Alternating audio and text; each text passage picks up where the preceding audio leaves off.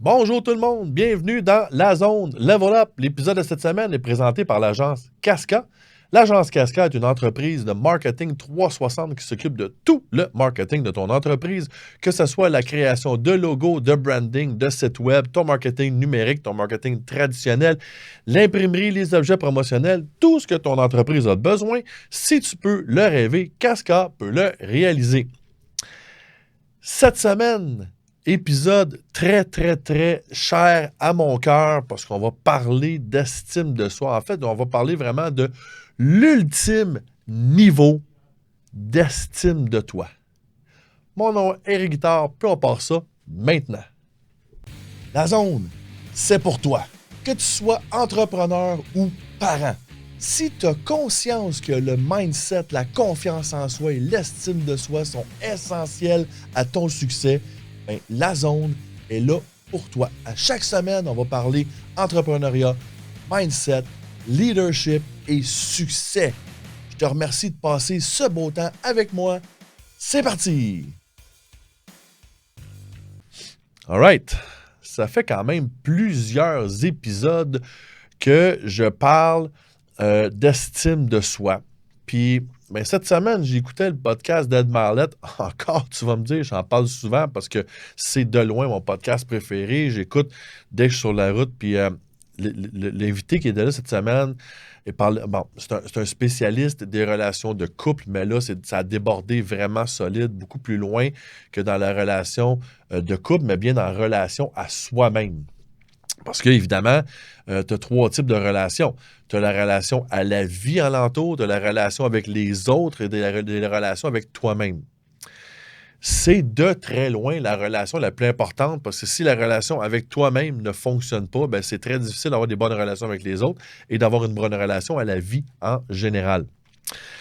Il expliquait dans le podcast qu'il y a 3 niveaux de confiance en soi. Puis évidemment, confiance en soi, estime de soi, c'est un peu mélangé là-dedans, mais tu vas comprendre assez vite vers où on s'en va. OK? 3 niveaux de confiance en soi. Le premier niveau, le niveau 1, c'est le niveau de surface. Donc, à ce niveau-là, c'est vraiment dans le paraître, dans ce que la perception que les autres ont de toi. Donc, c'est ce que tu dégages extérieurement. Donc, c'est très, très, très superficiel, très, très en surface par rapport à ce que tu as l'air, par rapport à ce que tu donnes l'impression d'être ou de contrôle. Hein? Il y en a qui sont très bons pour se maquiller, se cacher ou donner l'impression d'être en parfait contrôle quand en réalité, rien ne va plus dans leur vie, complètement. Donc, évidemment, à ce niveau-là, il n'y a rien de solide, là. Il n'y a rien de même réel. Ce n'est que du paraître. Au niveau 2, c'est le niveau de l'identité. C'est un peu comme les pattes en dessous de la table. Okay? C'est ce qui va solidifier la table en tant que telle. C'est ce qui va solidifier l'édifice. Donc, les valeurs, les croyances, tes compétences, tes talents. C'est ça sur quoi on s'identifie nous-mêmes. Okay? C'est ça avec quoi on s'identifie. On crée notre identité à partir de ça. Donc, à partir justement, de nos croyances, nos valeurs, de nos forces, de nos faiblesses, on se crée une identité à partir de ça. À ce niveau, le danger, c'est que il peut arriver n'importe quoi à n'importe quelle partie de cette identité. C'est un peu comme si tu regardais, mettons, la matrice avec des différents carreaux, puis ta confiance en toi, là, elle est bâtie alentour de ces quelques carreaux-là. Elle est bâtie à partir... Donc, tu as un carreau, mais souvent très, très fort. Exemple, ton conjoint, ta conjointe, là, ton identité est bâtie fortement alentour du fait que tu es en couple. Elle est bâtie fortement alentour du fait que tu as ce job-là. Elle est bâtie fortement alentour du fait que, je sais pas, tu es un joueur de hockey. Alentour du fait que alentour de certains talents, de certains traits que tu as, et tu attaches très, très, très, très, très solidement ton identité, ta confiance en toi sur cette identité-là, sur ces quelques pattes de table-là qui soutiennent le tout. Mais le problème, c'est que dès que tu en enlèves une, tout peut s'écrouler. Par exemple, tu passes 18 ans de ta vie avec une conjointe ou un conjoint. c'est clair qu'il y a une partie de ton identité qui est attachée à ce fait-là, au fait que tu es en couple, au fait que tu es avec cette personne-là. On se sépare. Tu viens d'arracher une grosse partie, tu viens d'enlever une des pattes principales de la table. Si tu n'as rien d'autre sur quoi t'appuyer, tout peut s'écrouler. Et on le voit dans les journaux à tous les jours.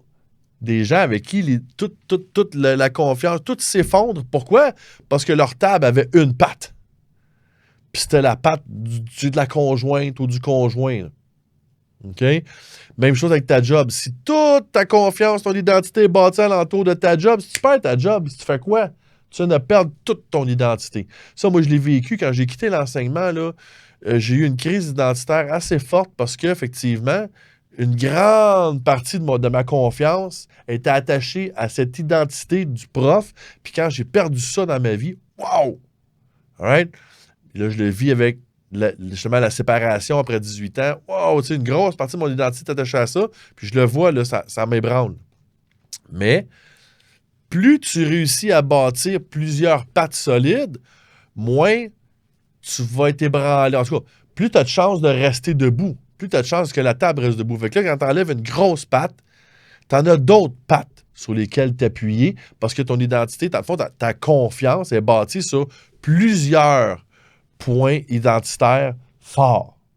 Fait que le niveau 2, ce qui est cool, c'est que si tu réussis à bâtir plusieurs grosses pattes, tu peux vraiment développer une confiance en toi très, très, très, très solide. Puis, ben, moins enclin à t'effondrer quand il y a de quoi de grave qui arrive dans ta vie, un challenge majeur ou un changement majeur dans ta vie.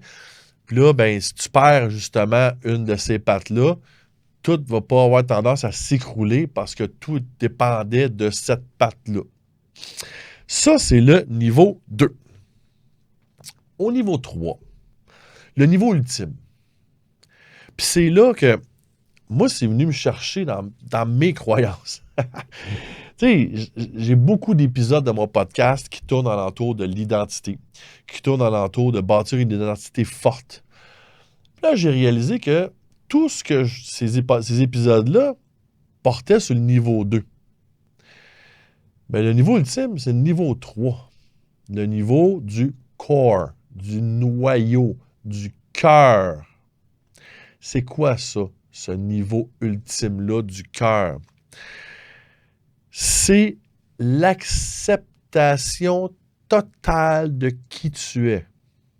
Puis là, évidemment, le cliché, là, le cliché, OK, c'est d'apprendre à s'aimer. Puis je l'ai dit souvent moi-même, ce cliché-là. Faut que tu apprennes à t'aimer. Ouais, ça veut dire quoi, ça? Tu sais, quand on est au niveau de la surface, c'est comment les autres nous perçoivent. Mais quand on est au niveau du corps, du cœur, du noyau, c'est comment nous, on se perçoit. Parce que l'identité, c'est un espèce de mélange entre les deux, entre les gens te perçoivent puis comment toi tu te perçois. Fait que quand on est à l'extérieur, niveau 1, comment les autres nous perçoivent. Niveau 2, comment on se perçoit, quand les autres nous perçoivent. Puis au niveau 3, c'est 100% de nous autres, comment on se perçoit. Les autres n'ont rien à voir là-dedans. C'est 100% toi avec toi-même. Et c'est ce qui fait peur en tabarouette parce que hey, ça te demande d'enlever complètement la carapace, d'enlever complètement les barrières, puis d'aller regarder complètement en dedans. T'es qui, toi? Tu sais, quand tu demandes à quelqu'un pourquoi je devrais m'aimer, qu'est-ce que cette personne-là va faire normalement? Elle va t'énumérer des points, des raisons pourquoi tu devrais t'aimer. Donc, je demande à quelqu'un pourquoi je devrais m'aimer, il pourrait me répondre quelque chose du genre, ben, Colin, t'es super sympathique, t'es super extraverti, t'es un bon conférencier, t'es un bon coach, t'es bon avec les jeunes au hockey. Il pourrait me dire, tu sais, plein d'autres caractéristiques que lui perçoit de moi, puis que lui perçoit comme raison que moi, je devrais m'aimer. Le problème, c'est qu'est-ce qui arrive une journée où tu es peut-être un moins bon coach, tu es peut-être un moins bon conférencier. Qu'est-ce qui arrive la journée où tu te plantes? Ça veut-tu dire que ces journées-là, tu peux pas t'aimer? Puis c'est là l'affaire. Parce que si l'estime de toi, l'amour de toi est rattaché à des caractéristiques que tu as, on est encore au niveau 2. On est encore au niveau de l'identité. Donc, on n'est pas vraiment dans le noyau de l'estime de soi pure, de l'amour de soi pur. C'est quoi ça, l'amour de soi pur? C'est quoi ça, le niveau ultime d'estime de soi? Ça ressemble beaucoup à l'amour qu'un parent a pour son enfant.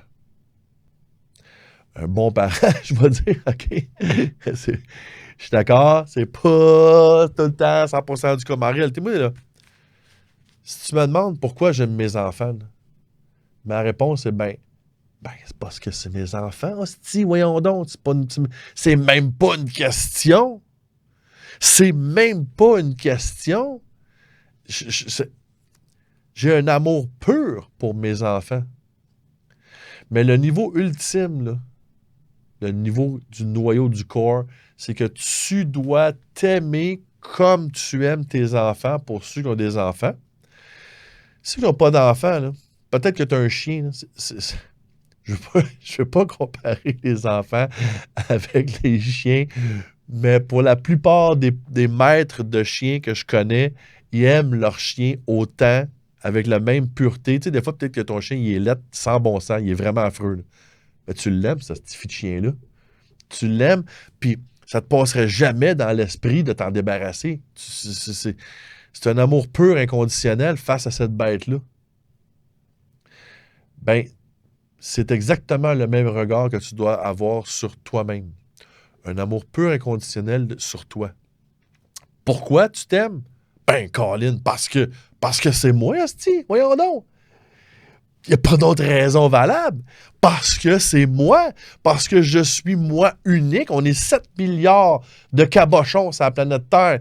Puis moi, ben, je suis mon cabochon, c'est moi. Puis je vis avec moi. Sais-tu quoi? Tu es la seule personne avec qui tu vas vivre du premier respire jusqu'au dernier respire. Tu es la seule personne avec qui tu es en permanence. Donc, peux-tu t'aimer inconditionnellement? C'est sûr, là, je t'entends jusqu'ici, là. Je t'entends réfléchir, je t'entends me chialer. Ouais, mais caliboire, pourtant, je suis pas parfait. Ben ouais. Qui c'est qui est parfait? Personne n'est parfait. Donc, le niveau 3, le niveau ultime d'estime de soi, c'est d'accepter là où tu es présentement, de l'accepter inconditionnellement, de dire OK, it is what it is, fine, je suis là, je suis à ce niveau, présentement, je suis là dans ma vie. Puis après ça, de peut-être chercher à améliorer certaines facettes. Tu as le droit de vouloir t'améliorer. Tu as le droit, là, de vouloir être mieux dans certaines facettes de toi-même.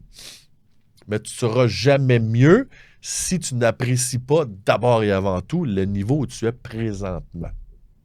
L'amour propre, le vrai niveau ultime, là, c'est vraiment d'accepter ton point de départ. D'accepter les cartes que la vie t'a données et d'avoir de faire le meilleur jeu possible avec les cartes que tu as. C'est un peu comme à l'émission MasterChef. Moi, je suis vraiment pas un fan de ça, là. Je suis pas un fan de cuisine, mais je trouve que l'exemple est vraiment évident. À MasterChef, là, ils se font donner un paquet d'ingrédients.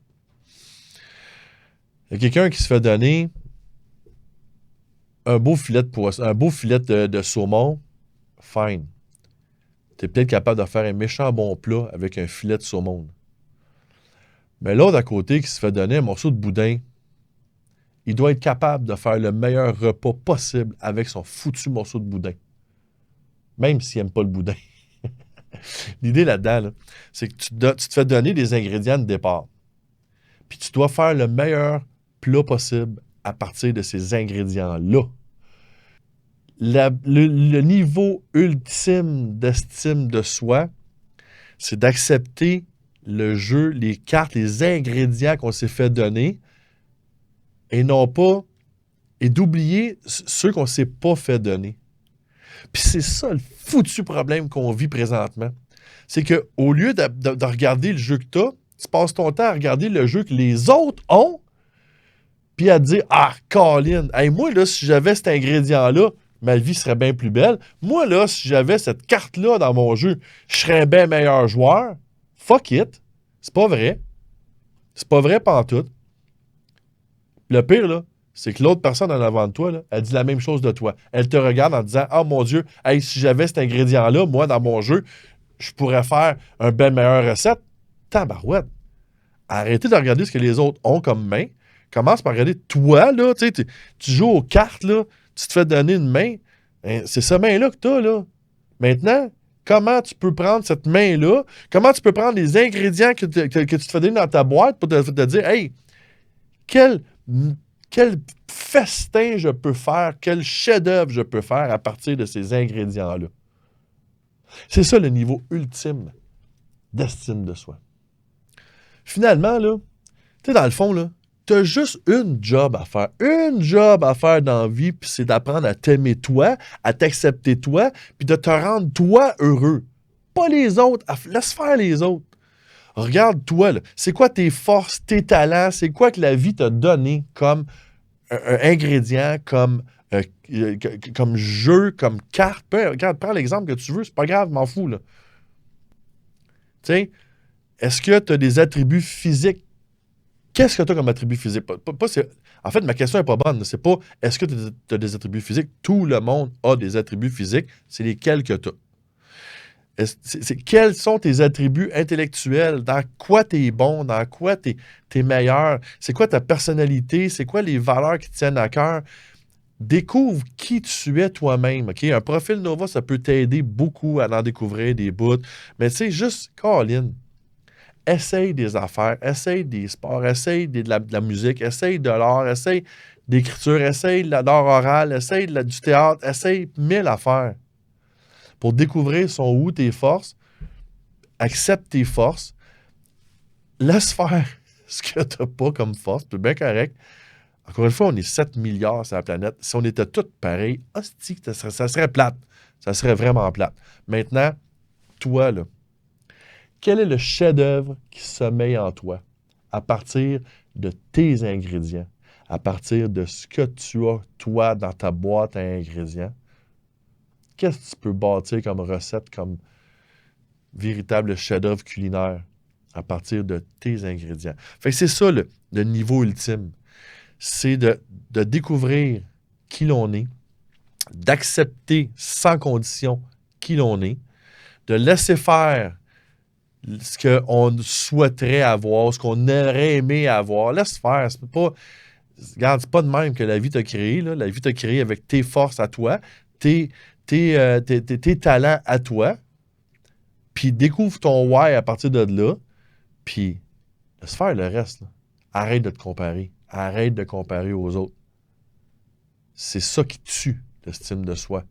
La suffit de comparaison aux autres, puis de souhaiter ce que l'autre a, ce que toi, tu n'as pas. C'est ça qui te tue.